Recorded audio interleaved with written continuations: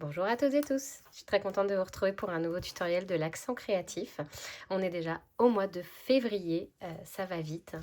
Et aujourd'hui, je vais vous présenter la collection Balade dans la nature que vous retrouvez dans le mini catalogue saisonnier printemps-été. Heu, J'adore cette collection, vraiment je la trouve super jolie et en plus je trouve qu'elle peut être très polyvalente. Alors effectivement elle fait très forêt, mais dans l'absolu, les feuilles bleues peuvent très bien être utilisées pour, une ambiance un petit peu plus de mer ou de lac ou enfin voilà un petit peu plus, eau en tout cas. Il y a une page manuscrite là, ici, qui peuvent très bien être utilisées pour plein d'occasions. Voilà, c'est une collection qui est assez neutre, assez basique et qui pour moi est un petit peu, elle fait partie des collections qu'on doit avoir dans sa scrap room. Donc aujourd'hui, je vais vous montrer une petite carte que j'ai réalisée avec cette collection, voilà, qui est, un modèle qui m'a servi en fait à faire à la base, ma carte de vœux pour mes clientes. Et là, je l'ai transformée en carte de remerciement, mais c'est exactement la même structure. Voilà, donc je vais vous montrer et on va réaliser aujourd'hui ensemble cette carte. Alors déjà, pour commencer, je prends une base de carte bleu nuit, donc c'est un A5 que je vais plier en deux pour faire la base de ma carte. Si je retourne mon plioir, le voilà, hop, voilà. Et ensuite, je vais venir utiliser ce papier texturé qui fait partie de la collection. Donc, il y a 3 feuilles dans le paquet. Vous voyez, on voit un peu les tons. Donc, il y a vraiment ce qui ressemble un petit peu à un trait vanille. Et il y a 2 tons de beige un peu différents.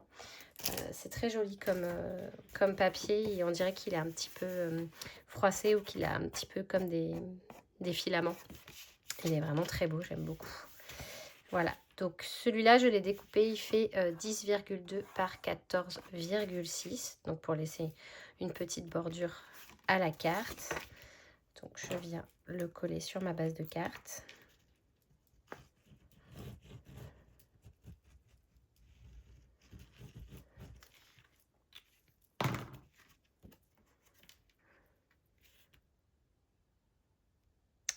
Voilà.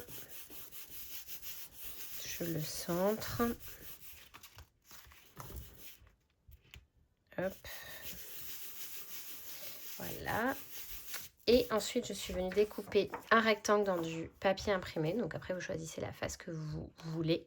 Moi, j'ai choisi celle-ci qui est un petit peu couleur pan-pin-pan.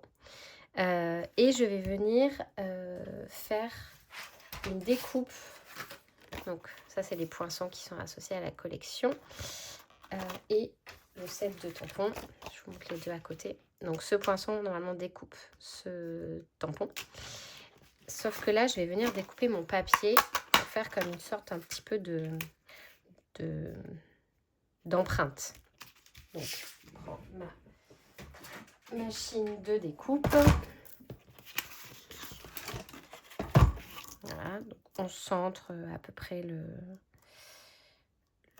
feuillage.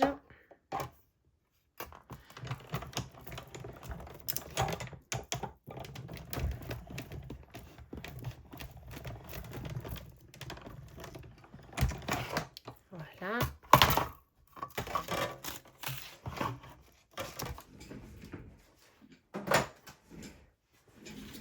Hop. Et on l'enlève. Vous pouvez garder cette partie si vous le souhaitez pour faire autre chose, mais moi je voudrais qu'on garde juste ça. Et donc on va venir le coller ici. Donc je n'ai pas précisé, mais le papier fait 10 par 14,4 cm. Pareil, toujours dans le même optique de laisser une petite bordure autour du papier. Donc je vais venir y mettre de la colle. Donc là on colle bien tout le motif, même les toutes petites parties, pour pas que ça se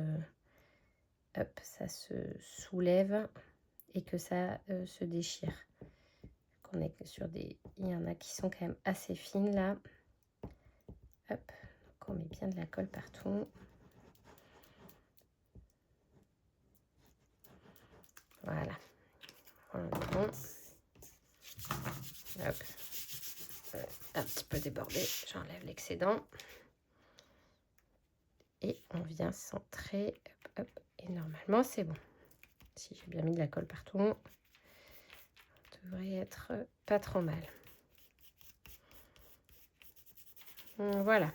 Donc ça fait l'empreinte de ma feuille. Et je trouve ça sympa parce que du coup, on voit la texture du papier ici dessous. Hop. J'enlève un peu mes excédents de colle. C'est l'avantage de cette colle, c'est qu'on peut un petit peu gratter avant que ça sèche. Voilà, et maintenant, donc je vais prendre le tampon qui correspond et je vais venir tamponner ici, dans l'espace qui a été fait, en bleu nuit. Pardon, j'ai un chat dans la gorge.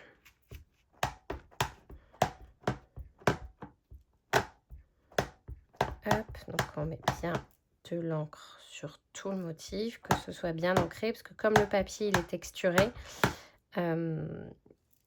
il va forcément faire quelques marques, mais dans l'absolu, ce n'est pas grave. Voilà. Donc maintenant, je centre à peu près, hein, pour essayer de ne pas être complètement à côté de la plaque. Hop. Là, on est pas mal. Et j'appuie bien fort pour essayer de déposer bien toute l'encre que j'ai mis sur mon tampon. Et voilà ce que ça donne. Donc vous voyez, ça c'est pas parfaitement tamponné, mais c'est pas grave puisque comme le papier il est texturé en dessous, c'était l'effet recherché. Voilà. Ensuite, j'ai découpé cette feuille dans une feuille or brossée, donc c'est ce poinçon. Et je vais venir le placer un petit peu comme ça par-dessus. Donc ça ne se superpose pas parfaitement, c'est l'effet recherché. Là, je vais y mettre quelques petits glue dots. Voilà. Lui, je ne le colle pas entièrement parce que justement, je veux qu'il puisse un petit peu être mobile sur la carte. Donc, j'ai mis juste 3 glue dots. Ah, voilà. Comme ça, ça permet un petit peu de, vous voyez, de bouger. Je trouve ça plus joli. Voilà. Et ensuite, je vais vous montrer une petite technique pour placer le ruban comme ceci, un petit peu en volume. Donc, j'utilise toujours pareil des glue dots. Et donc, c'est le ruban assorti à la collection. Voilà, qui est le ruban bordé à tissage léger bleu nuit. Donc, vous ne découpez pas de longueur, vous laissez juste votre ruban dans son enrouleur. Et on va venir placer un glue dot, en fait, ici, un peu à la pointe de mon feuillage. Donc, je le mets directement sur ma carte. Hop. Voilà. Donc, vous voyez, il est là.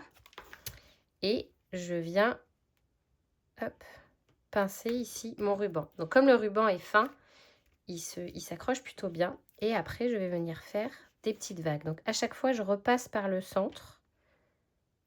Je rappuie, vous voyez, ça permet de tenir plusieurs couches. Hop, je fais pareil dans l'autre sens. Alors, si ça ne colle plus, ce qui est mon cas là, je remets un autre glue dot par-dessus, à peu près au même endroit. Voilà, vous voyez, il est là. Et donc, je continue. Et là, sur ce deuxième passage, je vais réduire un petit peu la longueur. Vous voyez, ici, là, comme ceci. Voilà, pour que ça fasse un petit effet joli. Voilà, j'appuie pour que mon ruban colle bien au glue dot. Et ouais, là, ça tient encore. Voilà, et je fais pareil pour le troisième passage. Donc là, je pense que ça va plus tenir. Il faut que j'en remette un. Oui. Donc, j'en remets un au centre. Voilà.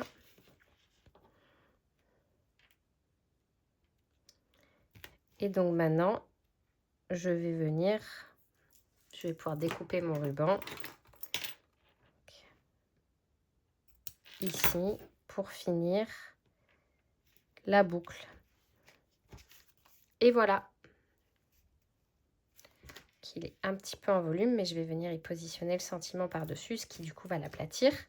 Alors mon sentiment, j'ai juste découpé une petite bande de trait vanille, de papier trait vanille, qui fait du coup 1 cm par 10 cm. Donc c'est la même longueur que mon papier imprimé. Parce que je vais venir le mettre voilà, en bande comme ceci, par-dessus mon ruban. Donc je vais venir placer 2 petits Stampin' Dimensionals. Parce que comme au milieu, il y a l'épaisseur du ruban, ce serait pas joli si je le collais complètement. Ça rendrait pas très bien. Ça ferait un espèce de petit bourrelet au milieu, donc il vaut mieux mettre des glue dots. Hop, voilà. Et je me mets bien de bord en bord, droit, si possible. Hop, ça y est, je suis droit. Et voilà. Donc ça aplatit mon petit ruban, c'est normal. Et voilà pour notre petite carte. Et maintenant, je vais y mettre la petite touche finale qui sont, comme vous le savez, j'aime bien mettre des petits embellissements si je les trouve. Où est-ce qu'ils sont? Ah, ils sont là. Voilà. Ces petites perles antiques qu'on trouve au catalogue annuel. Je trouvais qu'elles allaient bien. Donc, je vais en mettre hop, une petite là de part et d'autre du sentiment. Ici. Voilà. Sur la bordure de ma bande. Et je vais en mettre ici.